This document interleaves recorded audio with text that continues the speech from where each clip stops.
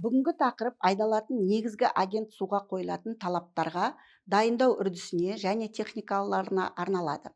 Қабатқа айдалатын судың физика-химиялық қасиеті мұнай мен газдың және қабаттың қасиеттерін нашарлатпай, қабаттың ұзақ және тұрақты сыйымдылығы мен жоғары мұнай ығыстырушылық қабілетті қамтамасыз ету қажет. Айдалатын су сапасына қойылатын талап игерудің жобалық технологиялық құжаттарында анықталады. Суландыруда ең басты міндет айдалатын судың талапқа сәйкес келетін қажетті мөлшерін табу.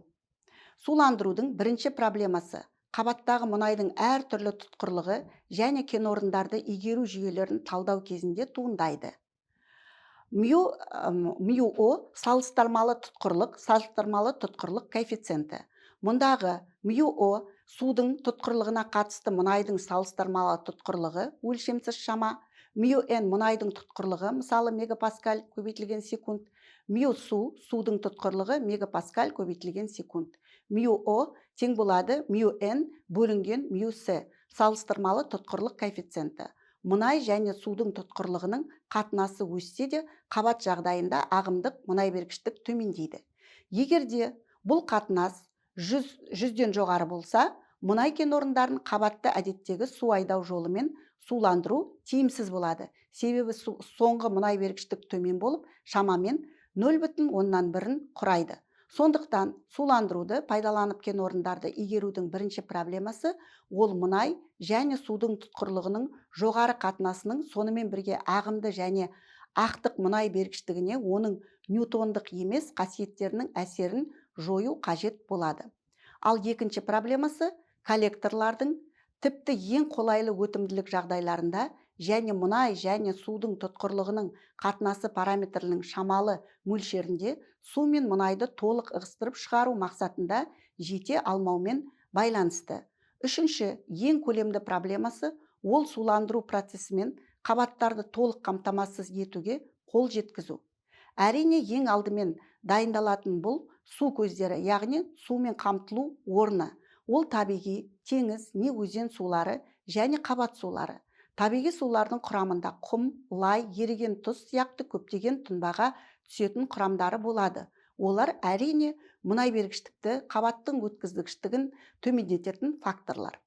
Қабаттың мұнаймен ілесіп шығатын сулар өте минералды болады. Сондықтан оларды кері өнімді қабатқа немесе жұту қабаттарына айдайды. Оларға мұнайды тұзсыздандыру кезінде технологиялық үрдісте қолданған тұщы және өндіріс жүйесінде жиналған жауын суларын қосады. Бұл сарқын сулар деп аталатын судың жалпы құрамы сәйкесінше 85-88% қабат, 10-12% тұщы, 2-3% жауын сулары үлесінен тұрады. Осындай мұнай өндірістік сарқын суын қабат қысымын қолдау жүйесінде пайдалану бұл маңызды техникалық және табиғат қорғау шараларына жататын айдау ұңғысы, қабат өндіру ұңғысы, жинау, дайындау жүйесі, қабат қысымын қолдау орындарынан тұратын тұйық циклді су айналымын жасайды. Айдалатын судың құрамына қабаттың өткізгіштігі, жабдықтардың дұрыс жұмыс жасауы, мұнайлы қабаттың ығыстырумен қамтылуы сияқты негізгі параметрлер тәуелді болады. Сондықтан су мүмкіндігінше таза болуы тиісті, үлкен мөлшерде механикалық қоспалар және темір қосындылары болмау қажет. Механикалық қоспалардың шекті мәні 20-30 мг 1 литрге, ал кейде 150 мг 1 литрге дейін болуына рұқсат етіледі. Суда күкіртсутегі және көмірқышқыл газдары болмау керек. Болған жағдайда рұқсаттық нормадан аспау керек. Бұлар коррозияның тез орын алуына әкеледі. Суда органикалық қоспалар болмау қажет. Тұз тұнбасын түзуге бейім тұрақсыз сулар қабатқа айдаудан бұрын тұз тұнбасы ингибиторымен өңделу керек. Жалпы бастысы айдалған су қабаттағы сумен химиялық үйлесімге, яғни реакцияға түспеу керек. Бұл кезде тұз түзеліп, саздың кеңеюі жүру мүмкін. Өйткені оның нәтижесінде пайда болған осындай тұнбалар қабаттың кеуектері мен жарықшықтарын бітейді. Судың дайындау келесі операцияларды орындайтын тазалау қондырғыларында жүреді. Коагуляциялау өте ұсақ, қалқынды, бөлшектерді ірілендіру, сүзу, темірсіздендіру, pH көрсеткішін 7-8 дейін жеткізу үшін сөндірілген ақтаспен жұмсарту, сілтендірілу, хлорлау. Қабатқа айдау үшін әр түрлі сипаттағы және құрамдағы сулар қолданылады. Суландыру түріне қарай, орта есеппен жоғары 1 тонна мұнайды өндіру үшін 1,5-2,5 метр куб су көлемі қажет. Ал осындай мөлшердегі судың нашар дайындығы суландыру жобасына кері әсерін басқа кез келген фактор сияқты тигізеді. Сондықтан су көзі таңдалып алынғаннан соң коллектордың сумен үйлесімділігін, суды айдаудың ең тиімді әдісін, нақтылы коллектор үшін жарамды суды алу және жабдықтардың минималды коррозиясын қамтамасыз ететін өңдеу түрін білу керек. Бұлар минералдар мен бактериялардан болатын қиыншылықтардың алдын алады. Судың талапқа сай дайындалмауы су айдау ұңғыларының сыйымдылығын қолдау мен оны жөндеу жұмыстарына кететін шығындарын еселейді. Ал өз кезегінде жөндеу жұмыстары не құбыраралық цементтеу нашар болса, қабатқа айдалатын құрамында хлор, сульфатты сулар сулы горизонттарға түседі. Бұл қоршаған ортаға үлкен қатер. Қазіргі таңда кен орындар игерудің соңғы сатысында болғандықтан, онда күкіртсутек концентрациясы нормадан біршама жоғары болатыны белгілі. Ал бұл қабат суландырғанда сульфат қалпына келу бактерияларының қатысуына дәлел, олар суда мүлдем болмау керек, күкіртсутегін түзейді. Қабатқа айдауға дайындалған су тек технологиялық сипатта ғана емес, сонымен қатар экологиялық талаптарға да сәйкес болу керек.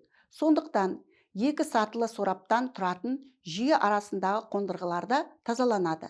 Химреагент қосатын екі құрылғыда коагулянттың қажетті көлемі қосылып, араластырғыштарға түседі. Мұнда құрамындағы бөлшектер төмен тұндырылады. Коагулянтпен өндірілген су жарықтағыштарға одан әрі сүзгіден өтіп, толық тазартылады. Егер су құрамында темір, суда және мұнайда ерімейтін тұздар кездессе, әртүрлі қондырғылар арқылы химиялық реагенттермен, мысалы коррозия ингибиторымен қосымша өңдеуден өтеді. Әр аймақтың жергілікті жағдайында байланысты қабатты суландыру кезінде су мен қамту сызбасы бір-бірінен ерекшеленеді.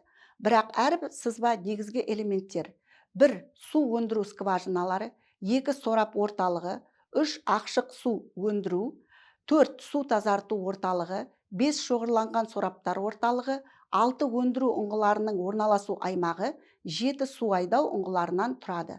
Бұл қондырғылардың барлығын және ұңғылық жабдықтарда агрессивті сулар әсерінен сақтау үшін қорғау жабындылары, ингибиторлар, құбыраралық герметизация қолданылады.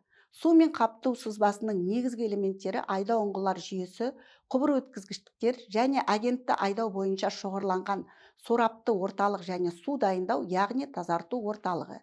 Негізгі қондырғы ретінде жұмыс атқаратын блокты шоғырланған сорапты станцияға бірнеше айдау ұңғысы қосылады. Назарларыңызға рахмет, келесі дәріске өтеміз.